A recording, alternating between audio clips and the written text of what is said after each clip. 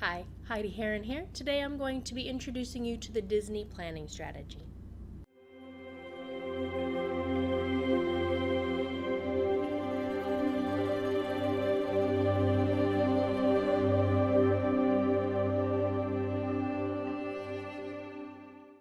Robert Dilts, who is one of the original developers of NLP, had the opportunity to model Walt Disney.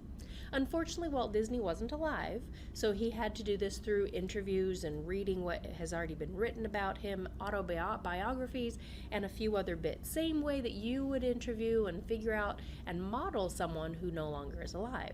Even being able to second position somebody and look through their eyes. One of the things that was said about Walt Disney is you never knew which Walt would come into the room. Was it going to be the dreamer that said anything could happen? Was it going to be the realist that figured out how to make it happen? Or was it the spoiler that said that's not the way this is going to happen? As Robert was figuring this out and identifying and modeling not just Walt Disney, but a variety of other geniuses in the world, one thing that he found out was people had multiple parts within them that helped to get anything done.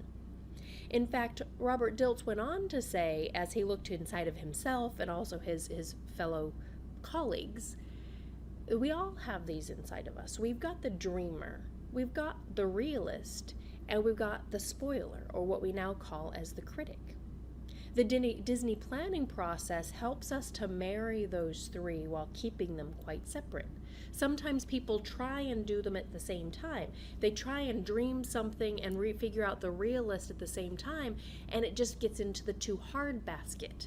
There's too much to do in order to do this dream. Or the doer takes over the dreaming and the dream is watered down. Or sometimes we get the critic involved there, and the critic sometimes, because all the time the critic is looking after us and wanting to make sure that we're doing the best job and that what we're doing is worthwhile. But sometimes the critic, depending on the patterning and the programming that you've got, sometimes can be quite negative. That can be the naysayer. That can be that part of you that goes, what are you thinking? You want to do this? Who are you to do this? Do you have the time for this? Let somebody else do this. You'll never do this. And sometimes that critic can be very down-putting. Down-putting can put us down.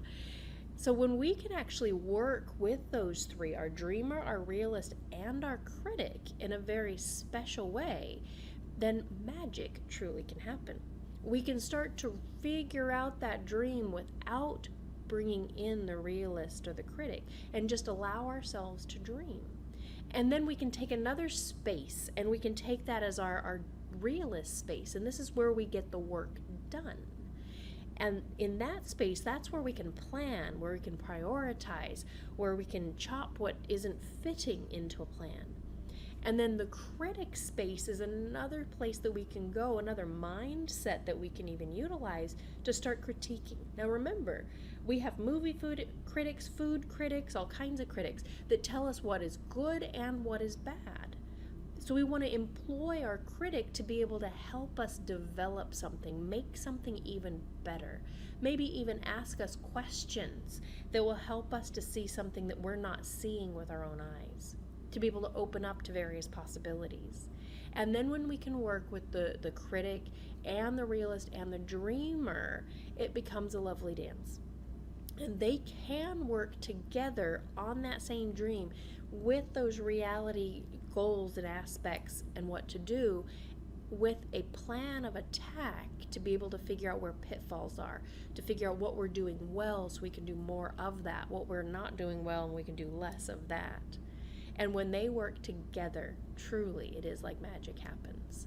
And from a guy who created a duck and a mouse and a dog, all talking, all living, all creating, you too have these characters living within you, and sometimes we just need to bring them out, polish them up, and work with them together.